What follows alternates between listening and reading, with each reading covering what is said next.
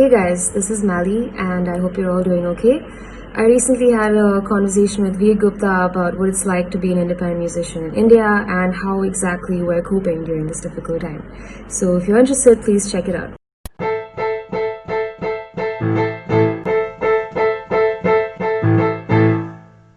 Perspectives. Life through perspectives and perceptions. Episode 17, Tuning In with Mali.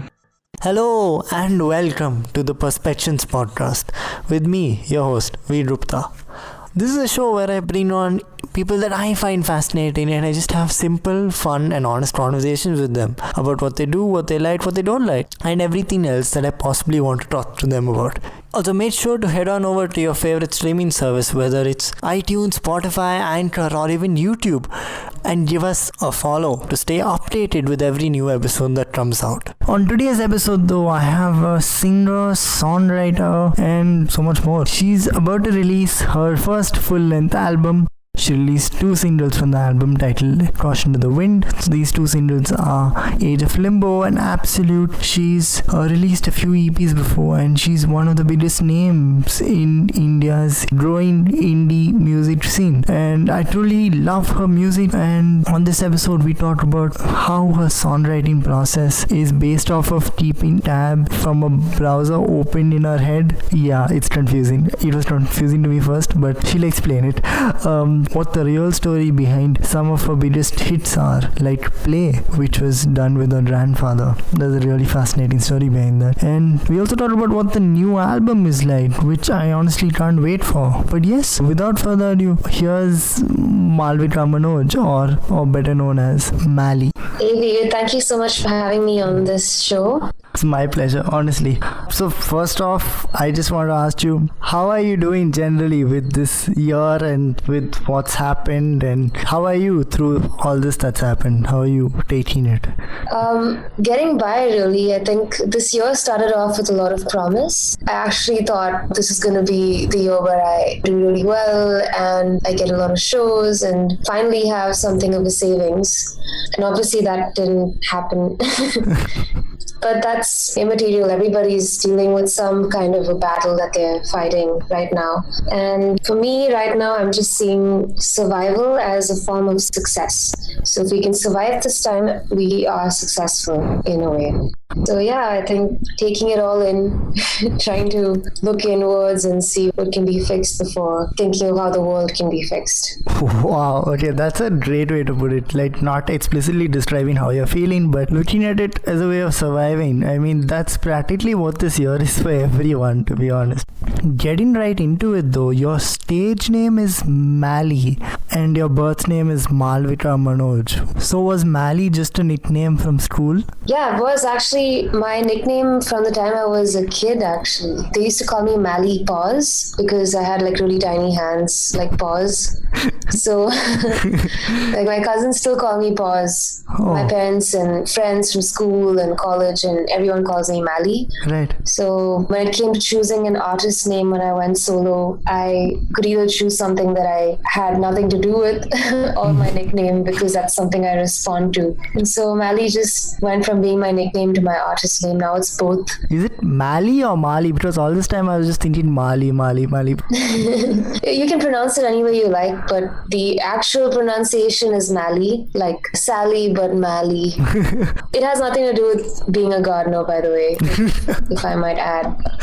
It just so happens to be the same spelling as Mali, the gardener. So when Spotify first recommended you, like I was just going through an indie playlist, listening to one of those lawn playlists, and suddenly your name popped up and my thing was like, oh, I like the song, and then I went into your music. So I went through the first few songs, obviously, and then I realized that you have an album coming out. It's your first full-length studio album. Are you excited? How are you feeling towards the entire thing? Both excited and I wouldn't say nervous, but interested to see how people respond to it, because this is the first time that I'm putting out a large body of work. Right. Before this, it's only been like an EP and singles. In fact, it's been a long time since I put out the EP. I released that in 2017, and since then it's just been singles. And the last two singles I put out are actually part of the album.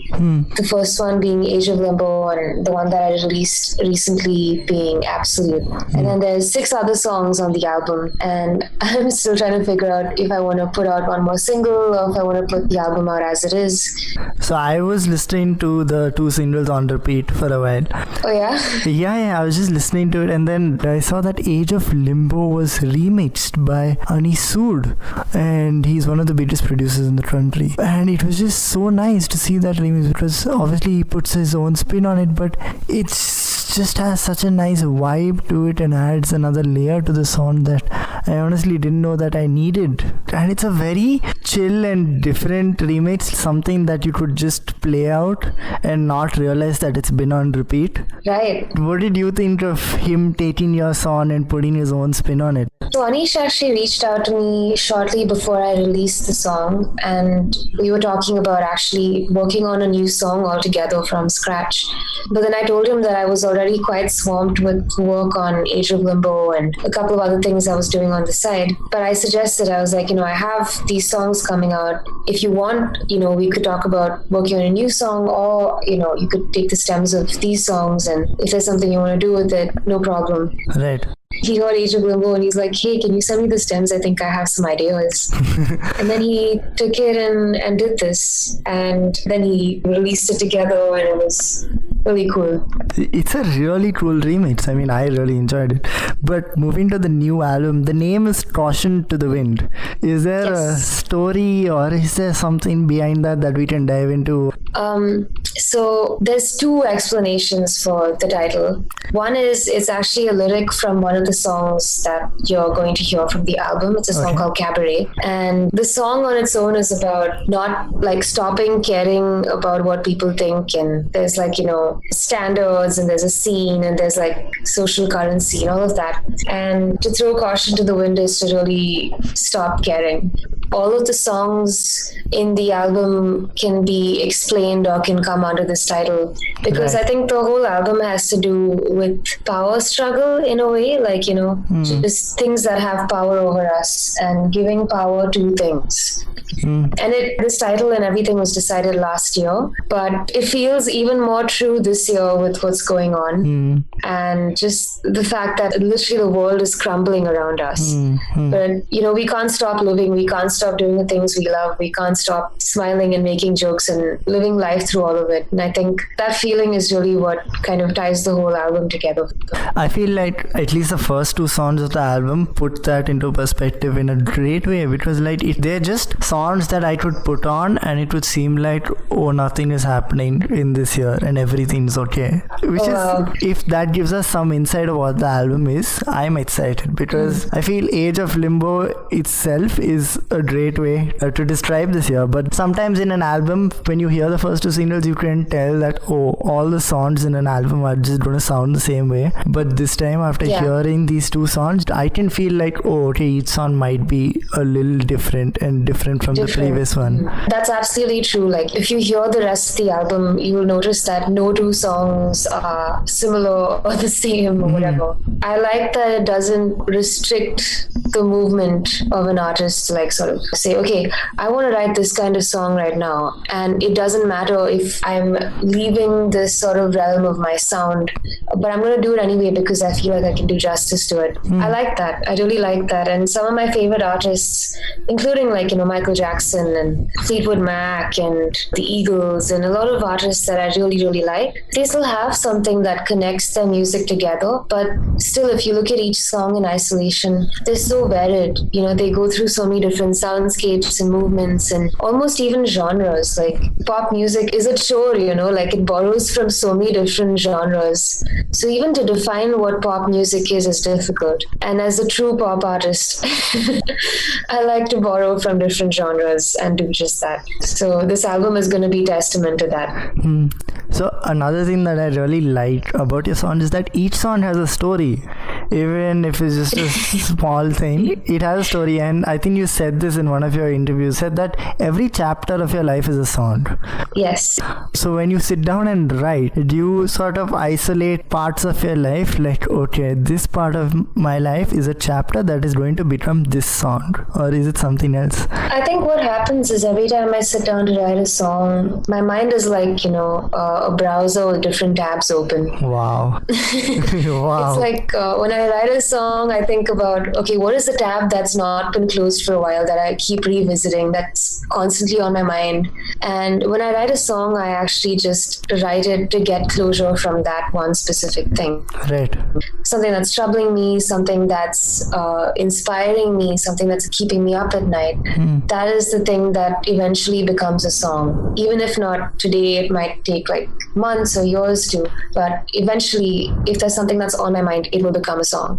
Age of Limbo was one of those things that I watched an episode of a show, Conan O'Brien, and on that show, he was actually interviewing some troops on the Israel-Syria border, and they were talking about the war and how that moment in time was actually relatively calm compared to what it usually is. And still, even in that relatively calm moment, you could hear bombs and gunfire going off in the distance. And I'm just thinking, wow, how distressing must it be to live on the sidelines of a war zone, or to live in a war zone for that matter? How can you just live your life normally with that happening? And that was like an open tab in my mind for a few days, or maybe like a week or something. Right. And it became a song. So like that, every time I write a song that I'm proud of, it has to do with something that's deeply affected me, either in a good or a bad way. Considering you have a number of these open tabs in your mind, do you have a lot of unfinished songs, or are you someone who just likes to finish songs that you're just very proud of, or do you have many untitled projects which are half done? I do have a lot of songs that I've like half written, and I want to finish them. I keep trying to, but I really feel like the songs that I know are going to be hits. Oh my God! Okay. I mean, what I'm really proud of, I'll know very early in the songwriting process. Like, okay, in the first 2-3 lines or the first few ideas, I'm like, oh wow, I know I'm gonna like how the song is turning out. Like, I know that this is a good song. When I know that early in the writing process, I also know that I can finish it off early, like the ideas just flow. Like, Play, which I wrote about my grandfather. Right. I wrote that in less than an hour, maybe about 40-45 minutes. Yeah, so it's one of those things, like when I'm excited about writing a song, it shows. The song itself is done pretty quickly. But then that said, there's many songs that I've started at one point of time and completed weeks later or months later. And it's been interesting to do that, because what happens is your perspective changes in that time. You usually I'll leave a part of the song, like the bridge or something, for later, because the bridge itself is a counterpoint to what the song is saying. So to come back to it and write the bridge is actually to sort of start afresh and give the song this infusion of a different perspective. Talking to you, it seems like you've been in music for like 20-30 years, talking about how the bridge brings in like something else to the song. But like just thinking about it, because I've never made or like dabbled into music, but I consume a lot of music.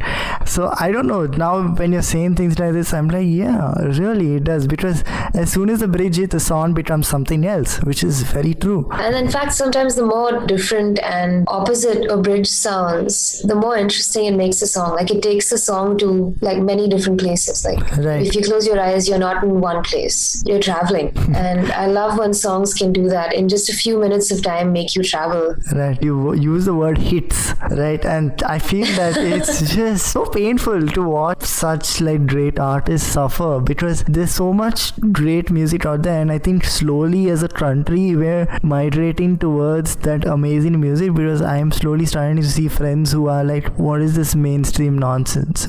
See, I know you've spoken about this, that why can't indie artists get the same sort of attention and spotlight? Which is true, because your music is on the same level, if not better, than what's being played on mainstream radio. Well, thank you, first of all. But I think we're getting there.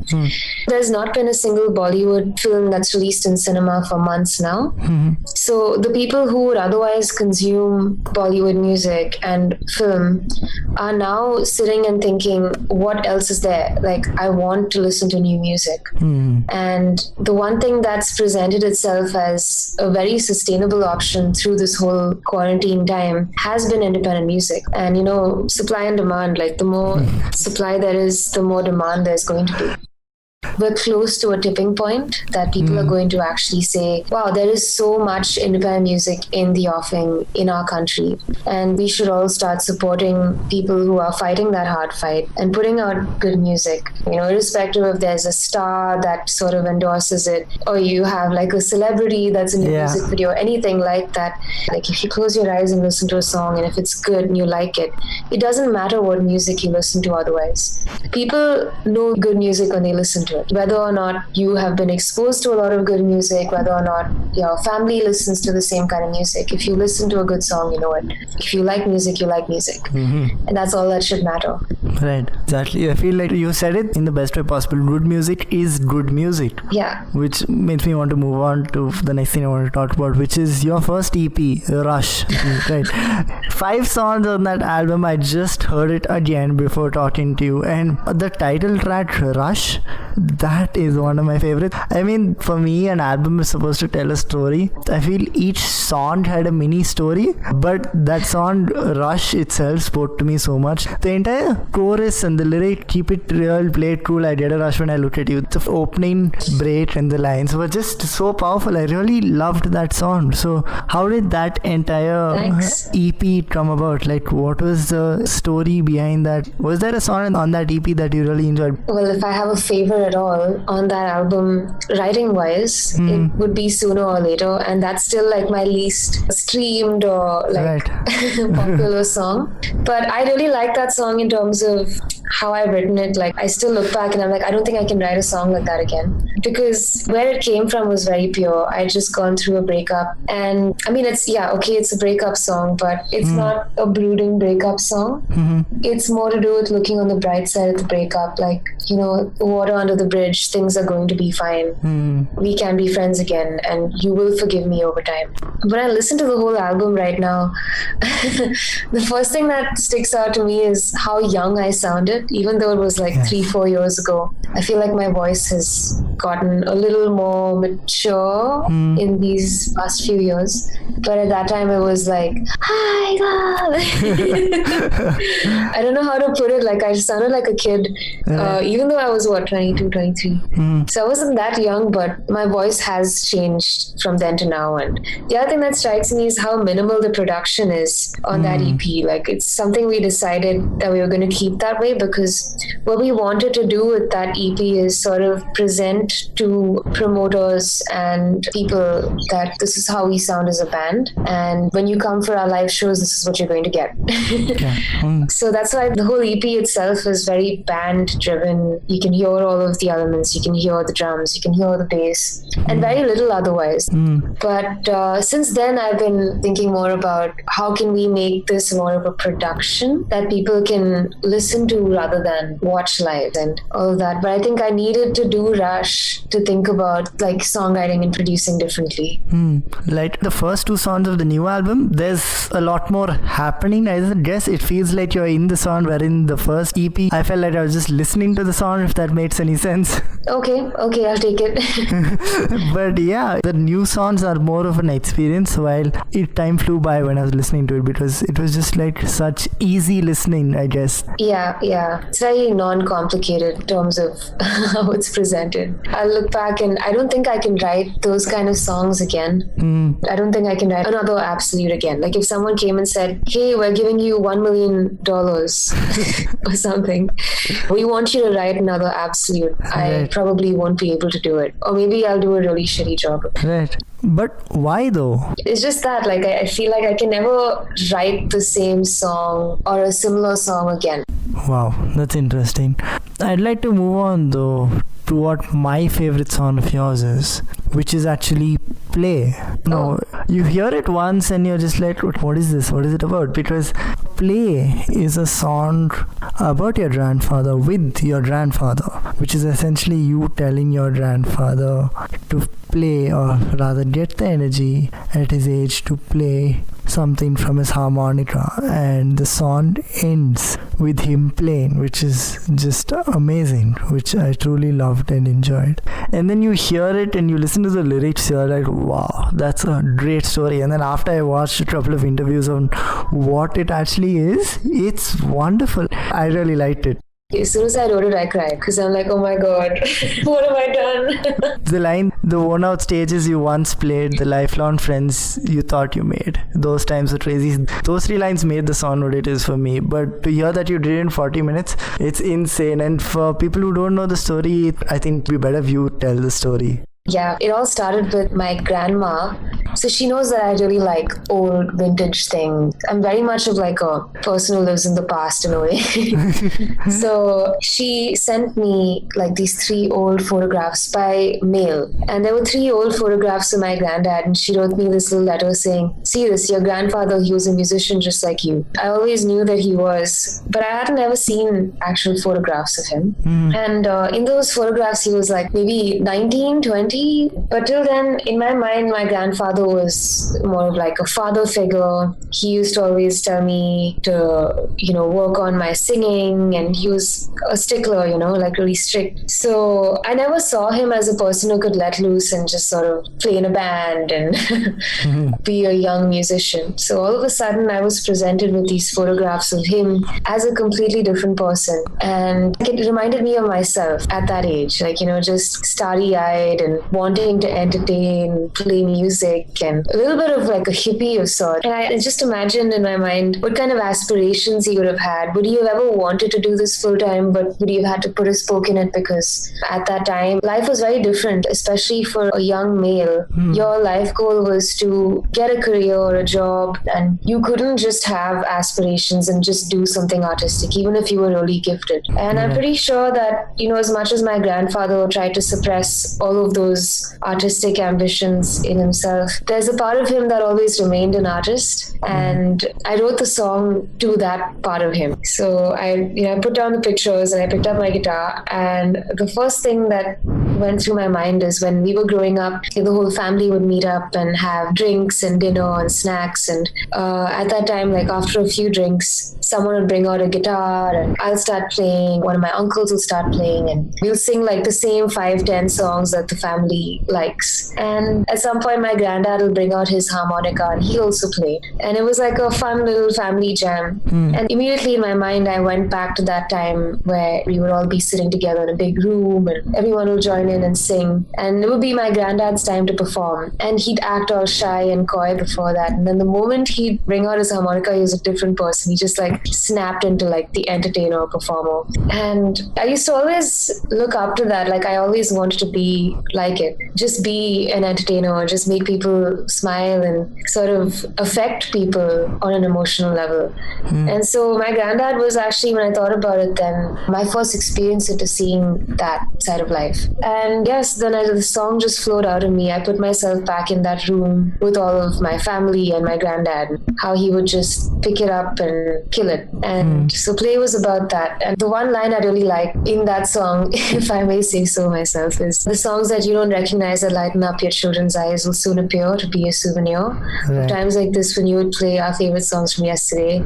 So once again, can we just hear you? Right. And that's like one really long line that is the entire pre-chorus of the song. And I really like when lines of songs are not just fragments, but when there's like a flow to it. And I really like that. I wrote that line because it sort of like takes you to the past and takes you to the present and then takes you to the future. Because when we get together with these family gatherings, they'll suddenly bring out this really old song that I've never heard, and then they play it. And all of the uncles and aunties will be like, oh yeah, I remember it was from this movie. And I remember when I was a kid, so-and-so used to play it on the radio, and we'd play a song song that my cousins and my brother and I would know. And all of the older generation would just look at us puzzled, like, what is this song? Who's it by? So it kind of takes you through those different generations and how something that is current now is a legacy for later on. Like my brother and my cousins and our generation, 50 years from now, would sit in a similar room and play to future generations, and they'd be like, what is this song? It's so old. Right. I think about that a lot. I mean, I think about the fact that I'm happy that my granddad and I got to do this. One of the final things I wanted to talk to you about was something else that I wrote down from something you said. You said that something as simple as a feeling that you wrote about in the comfort of your bedroom could be turned into a combination of lyrics and melody and can be released into the universe and can exist as a snapshot of your state of mind for the rest of eternity and can outlive you, which is what music essentially is. I feel that there's no other medium that is more powerful than music. Yeah, it's so simple. I mean, it's not like film where you have sound and video and dialogue and story and all of that. That's so much more three-dimensional. Right. Music is still very two-dimensional, and still there is so much that can go into it and come out of it, you know. It may or may not age well, but it is a snapshot in time of what it was, you know. And we've spent our lives putting content, so much content, all of those really silly Facebook statuses that we're embarrassed about, all of those stupid selfies that we put out into the internet. What would happen if 50 years later someone would uncover them and be like, what were these people thinking? Right. I think about legacy and what we might leave behind if like tomorrow, God forbid, we die. And what have we left behind that people can think about and say, oh wow, this is timeless, this is still something that rings true. And I feel like songs are a great way to leave something truly pure behind, something that can outlive you. Like I think of musicians as silkworms, you know, like we spend our entire lives just churning out something probably beautiful, but it'll live much, much longer than the worms themselves. Wow. That's really what we're doing here. That's an insane way to put it. But is there anything about the new album that you're excited about in particular? I'm really excited personally about listening to it as an album, because I've only ever listened to a song at a time thinking, okay, this can be fixed over here, that can be changed over there, we need to correct this here. I've been thinking about it from the point of view of a person who's making it, but once it's done, I cannot wait to just kick back the drink and listen to it as a listener and see what it's trying to tell me. I really, really want to press vinyl and listen to it on vinyl, because I feel like that would just be like a whole other level of experience. I couldn't have been happier with how this conversation has gone down. My God, you actually seem like such an old soul. Oh wow. Yeah, I don't know. Sometimes I can't decide if I'm like 18 or 80.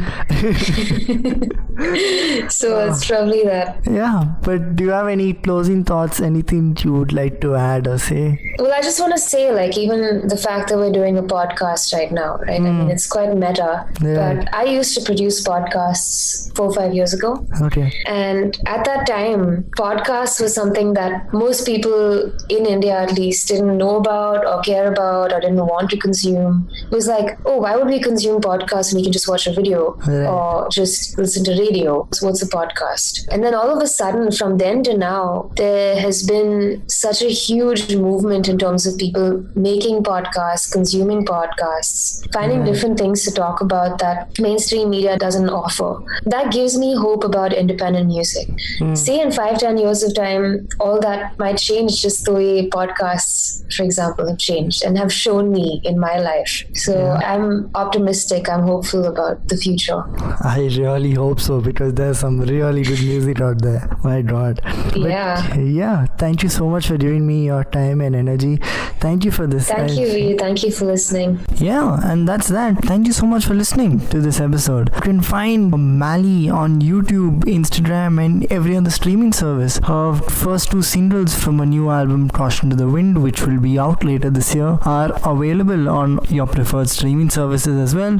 It's also out on YouTube. You can catch her on YouTube at the rate Maalavika Manoj Music. You can find her on Instagram at the rate Maalavika Manoj. You can find me on Instagram at the rate V_Gupta. You can find the podcast as well at perspections.podcast, and you can also listen to the podcast on YouTube, Spotify, Anchor, iTunes, or wherever you get your podcast from. Sure to leave a like, a follow, and a rating. Please do share the episode as well. It means the world to me. There are more fun episodes like this lined up. And yes, thank you so much for listening to this episode. It was really a fun episode. And until the next one, goodbye.